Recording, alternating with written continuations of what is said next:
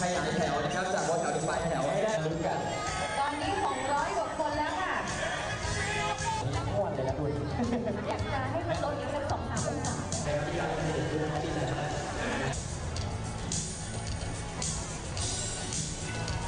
ดูแต่คือหมายเลขนะครับวงลง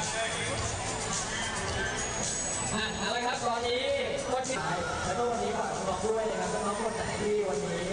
ขอบคุณทุกคนเลยละกันจะได้สวยๆภาพออกมาปรบมือลูกปรบมือเย้